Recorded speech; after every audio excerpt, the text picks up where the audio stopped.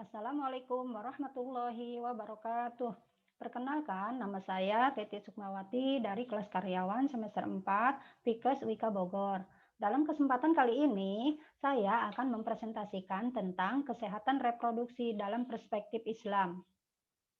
Ruang lingkup kesehatan reproduksi bagi perempuan memiliki ciri khusus diantaranya haid atau datang bulan, yaitu berfungsinya organ-organ reproduksi wanita dari sisi biologis perempuan yang sudah haid itu mampu untuk memproduksi atau mengalami proses kehamilan. Kesehatan merupakan unsur terpenting bagi diri manusia. Nabi Muhammad SAW mewasiatkan, setelah diberikan keimanan oleh Allah Subhanahu wa taala, maka kesehatan harus diperhatikan. Tidaklah seseorang itu diberikan keimanan dan setelahnya diberikan kesehatan, kecuali dia diberikan kesempurnaan oleh Allah Subhanahu wa taala. Klasifikasi wanita yang sedang haid ada tiga: satu mubtadi'ah, yang kedua mu'tadah, yang ketiga mutahairoh. Mubtadi'ah yaitu wanita yang baru pertama kali haid, minimal rata-rata usianya yaitu 11, 12, sampai 13 tahun. Lama haidnya rata-rata 7 hari. Mu'tadah, wanita sudah mengalami haid sebelumnya, rata-rata 7 hari, haid berikutnya juga 7 hari. Mutahairoh, wanita yang bingung, tidak tahu berapa hari haidnya karena tidak mencatat atau teledor. Wanita yang sedang haid ada keterkaitan dengan waktu sholat dan hukum seksualitas. Wanita yang sedang haid tidak boleh digauli oleh suaminya sampai betul-betul suci. Hendaklah menjauhi pergaulan-pergaulan bebas agar tidak terjadi hal-hal yang tidak diinginkan. Wala taqrabuz zina innahu kana fahisyatan wa sa'a sabila. Dan janganlah kamu mendekati zina. Sesungguhnya zina itu adalah suatu perbuatan yang keji dan suatu jalan yang buruk. Dalam kesehatan reproduksi tidak hanya memperhatikan kesehatan fisik saja, tetapi kesehatan-kesehatan yang sifatnya menjaga adab pergaulan, adab sosial, menjaga kesucian diri supaya bersih secara fisik dan mental, sehingga tidak terjadi penyimpangan seksualitas maupun penyimpangan-penyimpangan fitrah. Konsep kehamilan di dalam Islam harus ada legalitas melalui pernikahan, keluarga yang harmonis, sehingga bayi yang dikandung memiliki status yang legal karena ada keterkaitan dengan masalah nasab dan hukum warisnya. Nilai keagungan sosial, nilai keagungan seorang ibu yang meninggal saat melahirkan adalah mati syahid. Ini merupakan penghargaan yang diberikan oleh Allah Subhanahu wa taala karena jasa seorang ibu itu luar biasa. Azab yang disegerakan oleh Allah Subhanahu wa taala yaitu menyakiti atau durhaka kepada orang tua dan memutuskan tali silaturahim. Berbuat baiklah kepada orang tua dan mendoakan mereka sesuai surat Al-Ahqaf ayat 15. Konsep pelayanan kesehatan dalam perspektif Islam. Nilai ihsan yaitu melakukan pelayanan dengan cara yang terbaik. Berbuat baik atau berbuat ihsan kepada pasien atau keluarga pasien, sebenarnya kita sedang berbuat baik kepada diri sendiri.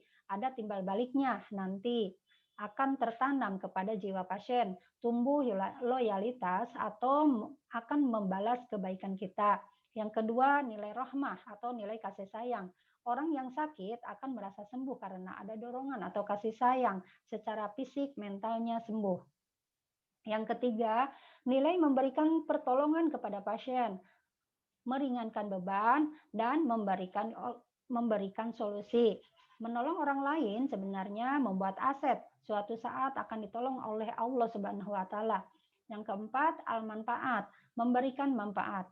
Sabda Nabi Shallallahu alaihi wasallam, sebaik-baiknya manusia yang memberikan manfaat kepada orang lain. Yang kelima, pelayanan yang memberikan kemudahan. Prinsip nikah nilai akidah ini memberikan ketenangan kepada jiwa pasien sehingga melahirkan loyalitas pada dirinya dan kita yakin ini perintah Allah Subhanahu wa taala. Yang keenam, prinsip ma'ruf. Artinya kita berbuat baik kepada pasien sesuai dengan urupnya. Uruf adalah tradisi masyarakat setempat selama tidak bertentangan dengan syariat Islam. Dari bahasa, perilaku, cara-cara melayani pasien, bahwa setiap kebaikan itu adalah sedekah. Yang ketujuh, prinsip asurur. Prinsip memberikan kebahagiaan kepada pasien. Ketika kita bertemu seseorang, maka bahagiakanlah. Sabda Nabi Shallallahu Alaihi Wasallam, senyummu ketika ketemu saudaramu adalah sodako. Sebaik-baiknya amal yang dicintai Allah Subhanahu Wa Taala adalah membahagiakan orang lain, sehingga timbal baliknya akan membahagiakan kita. Prinsip ukhuwah, membangun tali persahabatan yang tujuannya merekatkan tali silaturahim sehingga jaringan kita semakin luas. Harus berbuat baik kepada seluruh manusia. Model pelayanan kesehatan Islami harus prioritas. Segala bentuk kegiatan, baik itu asuhan medik, asuhan perawatan, itu harus dibingkai dengan kaidah-kaidah Islam melalui praktik yang kepeduliannya kepada sesama, praktik hubungan sosial. Kesehatan dan keselamatan kerja atau K3 dalam perspektif Islam.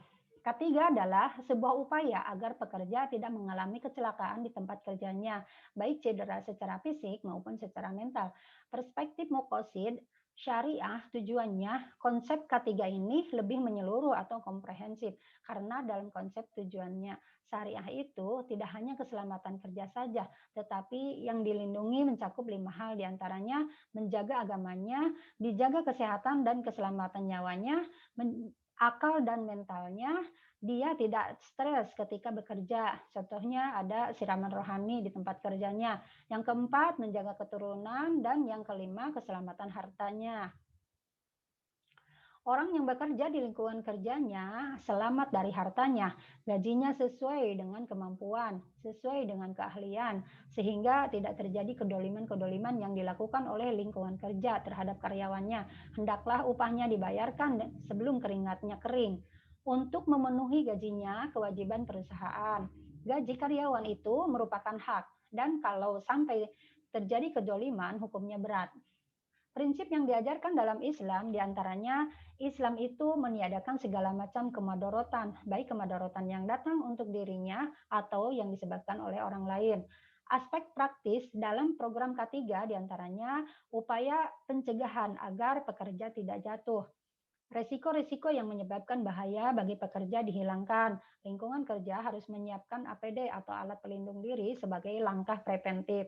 Konsep ketiga yaitu pengendalian resiko supaya dapat diukur atau diprediksi hal-hal yang akan terjadi dari pekerjaan sehingga K3 terjamin secara maksimal.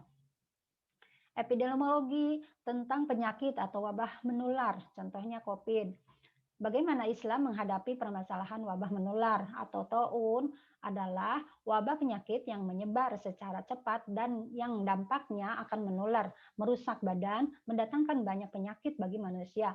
Sikap kita sebagai seorang muslim apabila di suatu daerah ada wabah diantaranya satu, jangan memasuki daerah tersebut. Jika pandemi ada di suatu daerah sementara kalian ada di dalamnya, maka jangan keluar dari daerah tersebut. Landasan atau teori untuk karantina suatu daerah atau negara. Yang kedua, pendekatan diri kepada Allah Subhanahu wa taala. Pendekatan dengan banyak taubat, istighfar, tasbih, doa, tinggalkan berbagai macam kedoliman, minum minuman keras dan korupsi. Yang ketiga, sabar. Penguatan-penguatan mental tetap di dalam pendirian, tidak putus asa atau tetap sabar. Sabar itu adalah vaksinasi yang paling ampuh. Sabar itu akan memberikan imunitas jiwa dan badan. Dengan sabar, segala urusan menjadi ringan dan orang sabar itu melihat sisi pahala dari Allah Subhanahu wa taala. Dilihat dari kacamata iman, orang yang beriman terkena taun justru dia mati syahid.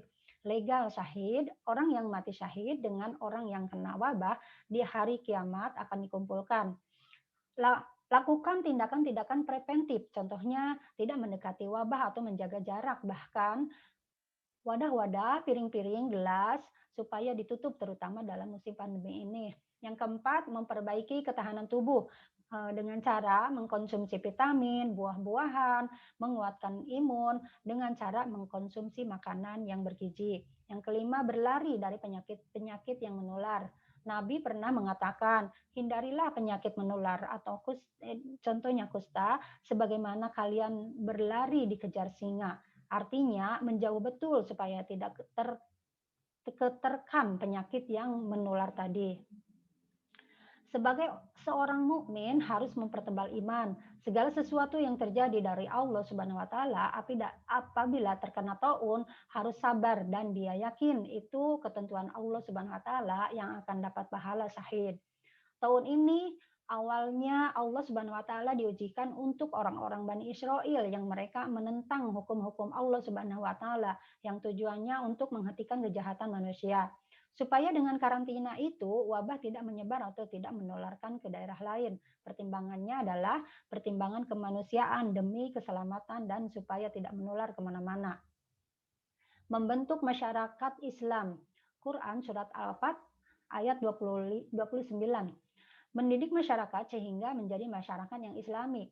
Tugas Rasulullah satu, mendidik masyarakat, mengeluarkan masyarakat dari jahiliyah atau kegelapan menuju masyarakat yang penuh cahaya keimanan, dari syirik menuju tauhid, dari hal-hal kebodohan menuju peradaban ilmu. Masuknya Nabi Shallallahu Alaihi Wasallam ke Madinah membawa perubahan secara total, membangun peradaban-peradaban Madinah.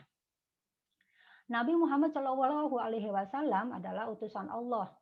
Ayat ini menegaskan bagaimana Nabi menjadi sosok figur di masyarakat, menjadi sosok pemimpin yang memberikan contoh panutan bagi masyarakat.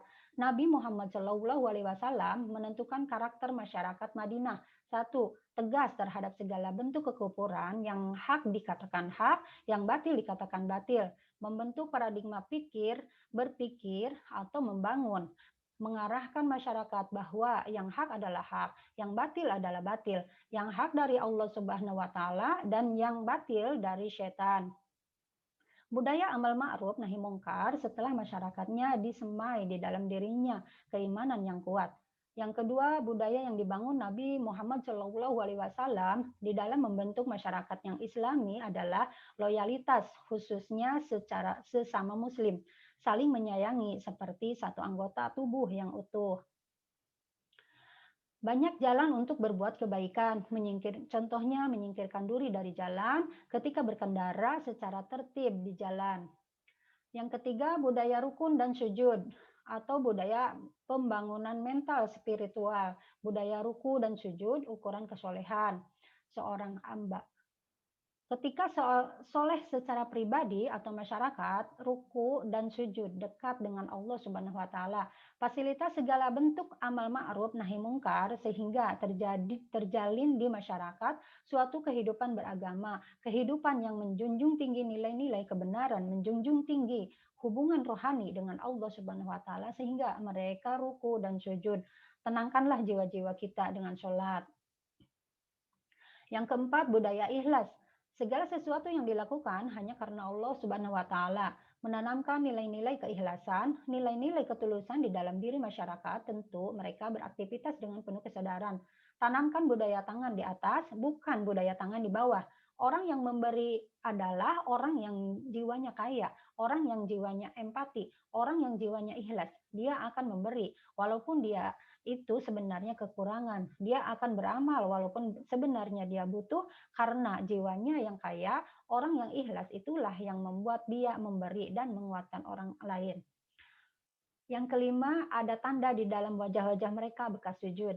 Bekas yang menempel di dalam dirinya yaitu sifat tawadu, sifat khusyuk, sifat empatinya muncul. Ada bekas sujud di wajahnya. Ibadah-ibadah yang dilakukan memberikan pengaruh positif di dalam kehidupan sosial. Sebaik-baiknya kalian adalah yang memberikan manfaat kepada orang lain. Dari semua krisis yang paling berbahaya adalah krisis kehilangan makna di dalam kehidupan. Berarti dia telah kehilangan dirinya. Dunia sedang mencari obat penyembuh. Jawabannya adalah obat telah disediakan oleh Allah, yaitu Al-Quran. Al-Quran, salah satu fungsinya diturunkan adalah sebagai petunjuk, sebagai sarana penyembuh, dan sebagai rahmat. Al-Quran sebagai wasiat dan sebagai penyembuh bagi hati manusia yang sedang putus asa, yang sedang sakit hati, manusia menyebabkan sakit fisik dan mental, sebagai penyembuh krisis jiwa-jiwa yang kering, dan penyembuh bagi dunia yang sedang sakit. Usaha-usaha mencegah secara teknis diantaranya jaga jarak, pakai masker, tingkatkan imunitas diri, dan vaksinasi. Manusia diciptakan oleh Allah Subhanahu wa taala sebagai keluh kesah atau putus asa, mengeluh krisis ekonomi, krisis pembatasan sosial, masing-masing negara menutup dirinya. Maka ketika itu terjadi Al-Quran yang mengobati dengan ajaran atau petunjuk untuk kembali mendapatkan kebaikan, kelapangan rezeki, dan kesehatan. Al-Quran menyuruh manusia untuk hablum minallah. Yang ke satu, menguatkan hubungan vertikal melalui sholat yang khusyuk. Yang kedua, Allah Subhanahu wa taala ingin mengajarkan manusia untuk berbagi, sebarkan rahmat kasih sayang melalui sedekah atau budaya dermawan sehingga depresi sosial itu hilang, muncul sifat empati, simpati sehingga berkah hartanya peduli memanusiakan manusia. Yang ketiga, membenarkan atau yakin dengan hari pembalasan. Yang keempat, budaya menjaga kesucian diri, jaga harga diri, kemaluannya dijaga, hindari perzinahan, hendaklah manusia menjaga amanah, menjaga janji, dan menegakkan kesaksian. Determinan kesehatan dalam perspektif Islam. Faktor-faktor yang mempengaruhi kesehatan menurut H.L. Bloom, yaitu satu, perilaku, yang kedua lingkungan, yang ketiga keturunan, dan yang keempat pelayanan kesehatan. Sehat berkaitan dengan hisab di hari kiamat, sehingga seorang muslim nggak boleh lalai tentang nikmat sehat dan menjaganya. Ada dua nikmat yang sering melalaikan manusia. Satu, nikmat sehat. Yang kedua, nikmat kesempatan. Dalam perspektif Islam, faktor kesehatan dipengaruhi oleh faktor iman dan faktor ibadah. Ini menjadi penentu. Puasa dapat melatih mengendalikan diri dan memberikan ruang bagi pencernaan, tetapi juga memberikan ruang bagi pencernaan. Sisi sehat dapat dipengaruhi doa dan dikir, minimal pagi dan petang. Doa itu nutrisi bagi jiwa kita dan raga kita. Yang mempengaruhi faktor kesehatan selanjutnya yaitu faktor sosial atau hablum minan nas, hubungan baik manusia dengan alam. Orang dermawan, sedekah, infak dapat memperkuat imun, iman, dan sehat badannya. Terapi untuk menghilangkan penyakit yaitu terapi melalui sedekah. Lingkungan yang sehat berpengaruh pada kesehatan individu dan masyarakat. Diperintahkan untuk menjaga kebersihan. Kebersihan itu sebagian dari iman. Menyingkirkan dari gangguan-gangguan yang ada di lingkungan masyarakat itu sedekah.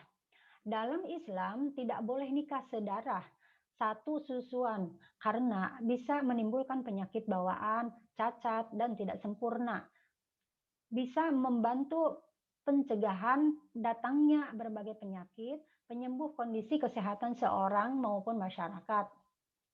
Faktor yang berkaitan dengan masalah pengetahuan, semakin baik pendidikan seseorang terhadap kesehatan otomatis akan menggerakkan untuk kebaikan-kebaikan pola hidup yang sehat. Latar belakang budaya, budaya-budaya yang baik patut dijaga.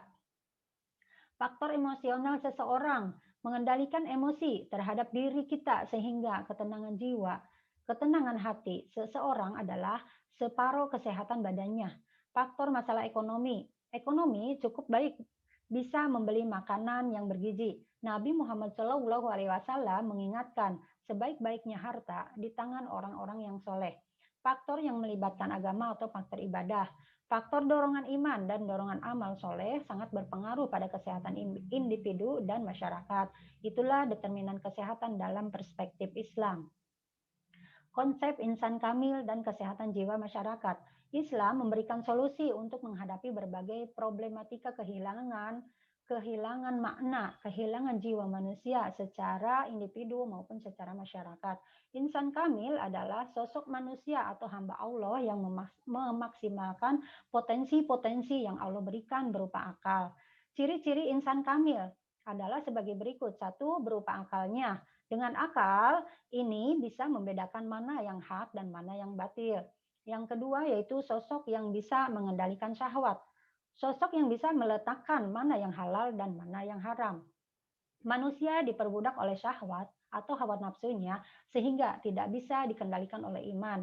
Manusia itu termasuk ke dalam golongan manusia rendah atau jatuh dalam kehinaan.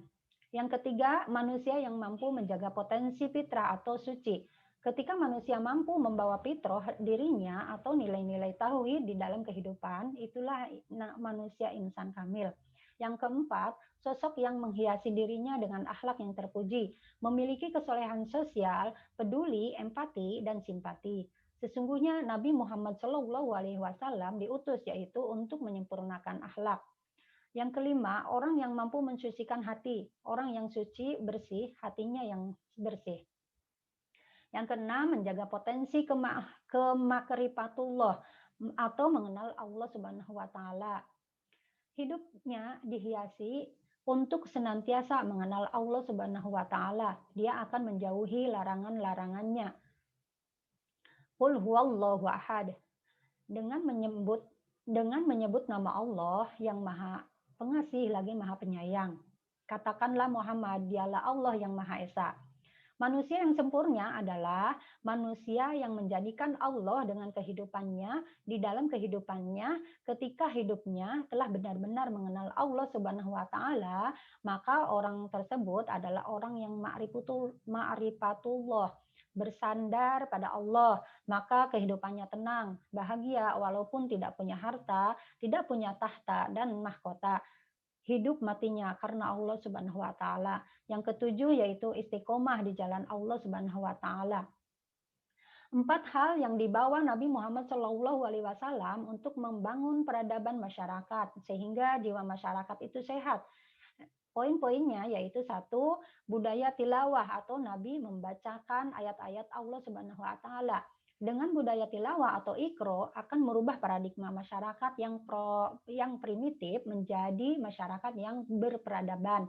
Yang kedua yaitu mensucikan jiwa-jiwa mereka dengan bimbingan wahyu atau dengan penyuluhan sehingga jiwa masyarakat dekat dengan Allah Subhanahu wa taala. Yang ketiga yaitu budaya taklim. Masyarakat didekatkan dengan ilmu. Al-Quran akan menjawab tantangan zaman, memberikan solusi, tidak akan punah dari kehidupan. Yang keempat yaitu budaya hikmah. Orang senantiasa berorientasi kepada kebenaran, meletakkan sesuatu pada tempatnya. Demikianlah presentasi dari saya. Kurang dan lebihnya saya mohon maaf. Assalamualaikum warahmatullahi wabarakatuh.